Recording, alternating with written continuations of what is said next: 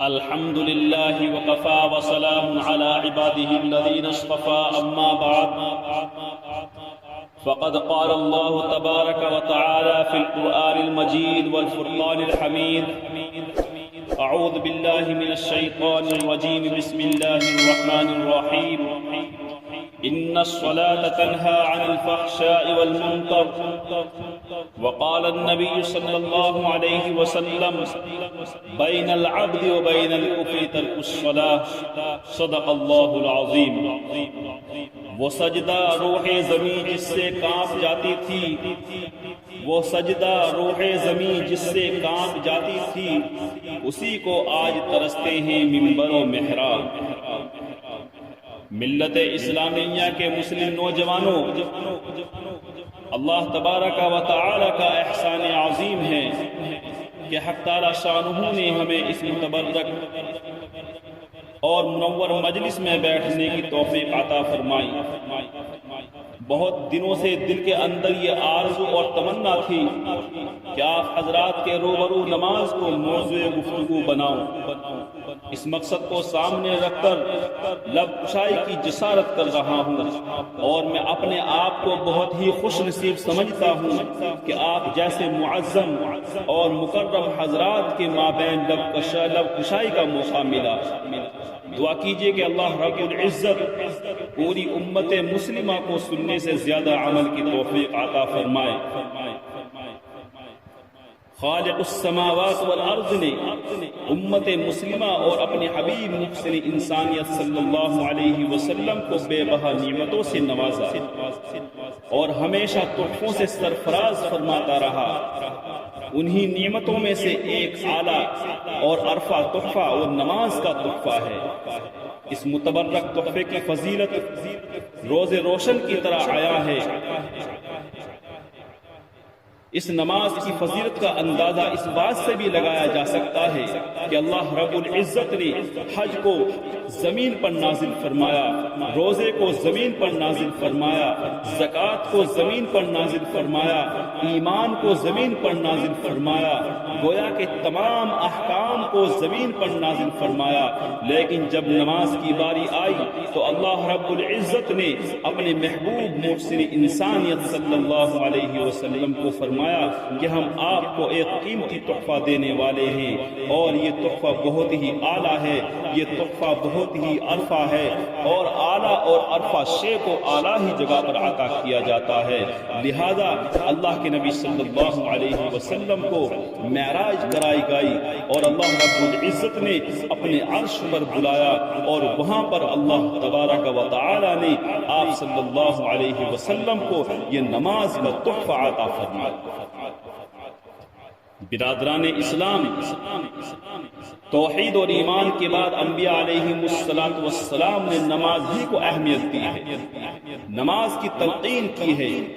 قرآن کریم کے اندر جگہ جگہ پر اللہ رب العزت نے ارشاد فرمایا ہے اقیموا الصلاۃ اقیموا الصلاۃ، کہ نماز قائم کرو، نماز قائم کرو. کہیں یہ الفاظ بیان کیے گئے ہیں یا ایھا الذین آمنوا استعینوا بالصبر والصلاۃ، کہ اے مسلمانوں صبر اور نماز کے ذریعے سے اللہ تبارک و تعالی سے مدد طلب کرو، اللہ تبارک و تعالی سے مدد مانگو. جب صحابہ کرام رضوان اللہ تعالی علیہ اجمعین کو اللہ کے نبی صلی اللہ علیہ وسلم نے یہ نماز کا تحفہ لا کر دیا اور یہ نماز کی بشارت دی تو تمام صحابہ کرام جھوم اٹھے اور خوشی کی حالت میں کہنے لگے کہ سبحان اللہ سبحان اللہ سبحان اللہ، کہ اب تو ہمیں نمازوں کے ذریعے سے اللہ تبارک و تعالی سے مانگنے کا واسطہ اور وسیلہ مل گیا ہے. ملت اسلامیہ کے پاسبانوں، نماز جنت حاصل کرنے کا ذریعہ ہے. نماز اللہ رب العزت کی خوشنودی اور رضا حاصل کرنے کا وسیلہ ہے. نماز رسول اللہ صلی اللہ علیہ وسلم کی محبت حاصل کرنے کا واسطہ. کسی شاعر نے کہا ہے دل میں ہر ایک انسان کے حسرت ہے جہاں کی، دل میں ہر ایک انسان کے حسرت ہے جہاں کی، وہ باغ جہاں سر کو جھکانے میں ملے گا. یعنی ہر ایک انسان کے دل میں یہ خیال رہتا ہے، یہ سوچ ہوتی ہے، یہ آرزو ہوتی ہے کہ میں جنت میں جانے والا بن جاؤں، میں کسی بھی طریقے سے قبر کے عذاب سے محفوظ ہو جاؤں، میں پل صراط پر سے آسانی سے گزر جاؤں، میں میدان محشر میں کامیاب ہونے والا بن جاؤں۔ لیکن میرے عزیزوں، یہ کامیابی اللہ رب العزت ہم کو سر جھکانے میں عطا فرمائیں گے، جب ہم اللہ کے سامنے اپنا سر جھکائیں گے، اللہ کے لیے ہم نمازیں پڑھیں گے، اللہ کے احکامات کو جب ہم پورا کریں گے تو وہ باغ جہاں ہم کو اللہ رب العزت سر کو جھکانے میں عطا فرمائے گا۔ عزیزان گرامی، کوئی متقی نماز کے بغیر متقی نہیں ہو سکتا، کوئی ولی نماز کے بغیر ولی نہیں ہو سکتا ہے، کوئی قطب نماز کے بغیر قطب نہیں ہو سکتا ہے۔ حضور صلی اللہ علیہ وسلم نے بھی نماز ادا کی ہے، صحابہ کرام نے بھی نماز کی پابندی کی ہے، تابعین نے بھی نماز کی پابندی کی ہے، تبع تابعین نے بھی نماز کی پابندی کی ہے، اولیاء کرام نے بھی نماز کو اختیار کیا ہے۔ کوئی بتا دو کہ کسی نبی نے نماز کو چھوڑا ہو اور وہ نبی بن گیا؟ کوئی ولی نماز کے بغیر ولی بن گیا ہو، کوئی قطب نماز کے بغیر قطب بن گیا ہو، کوئی ابدال نماز کے بغیر ابدال بن گیا ہو، کوئی امام نماز کے بغیر امام بن گیا ہو؟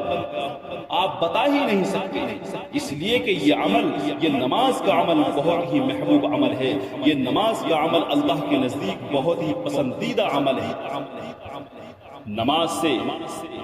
دلوں کو نورانیت ملتی ہے، نماز کے ذریعے سے دل نورانی بن جاتے ہیں، روشن اور چمکدار ہو جاتے ہیں، نماز سے ایمان اور عقائد کو قوت ملتی ہے،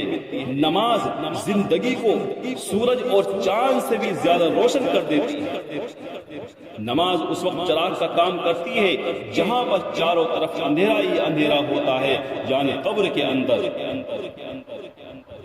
نماز مسائل اور پریشانی کو ٹالتی ہے، نماز سے انسان افضل اور ارفع ہوتا ہے، اور کیوں نہ ہو، نماز ہے ہی ایسا تحفہ کہ جس سے شیطان کا منہ کالا ہو جاتا ہے۔ لیکن میرے عزیزوں، آج کے دور میں بہت ہی خوبصورت اور عالیشان مسجد تعمیر کی جاتی ہے۔ افسوس کے ساتھ کہنا پڑ رہا ہے کہ آج کے دور میں بڑی عالیشان مسجد تعمیر کی جاتی ہے، لیکن ان میں اللہ کو یاد کرنے والے بہت کم نظر آتے ہیں، ان میں نماز پڑھنے والے اور ان مساجد کو آباد کرنے والے بہت کم نظر آتے ہیں۔ بعض جگہ تو عالیشان مساجد ویران اور قبرستان نظر آتی ہے۔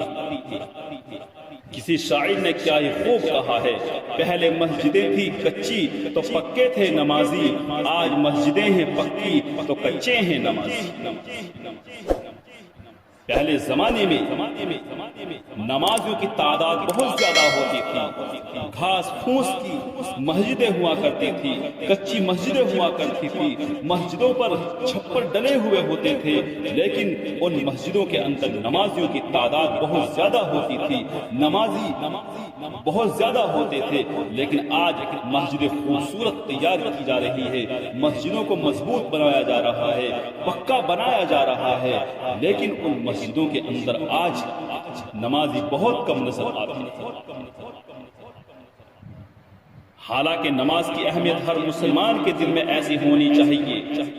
جیسی حضرت عمر فاروق رضی اللہ عنہ کے دل میں تھی، کہ حضرت عمر فاروق رضی اللہ تعالیٰ عنہ امامت فرما رہے ہیں، آپ پر ایک منافق قاتلانہ حملہ کر دیتا ہے، آپ زخمی ہو جاتے ہیں، فوراً حضرت عمر فاروق رضی اللہ عنہ حضرت عبد الرحمن رضی اللہ عنہ کا ہاتھ پکڑ کر امامت کے لیے آگے بڑھا دیتے ہیں، یعنی نماز پڑھانے کے لیے حضرت عبد الرحمن بن عوف کا ہاتھ پکڑ کر آگے بڑھا دیتے ہیں، اور امت مسلمہ کو یہ سبق دیتے ہیں کہ میری فکر مت کرنا، نماز کی فکر کرو، اس لیے کہ جان دی ہوئی اسی کی تھی، جان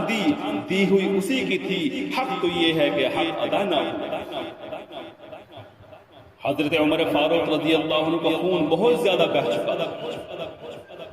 جس کی بنا پر غشی طاری ہو جاتی تھی۔ غشی کے ازالے کے بعد کسی نے حضرت عمر فاروق رضی اللہ عنہ سے کہا کہ نماز کا وقت آ گیا ہے،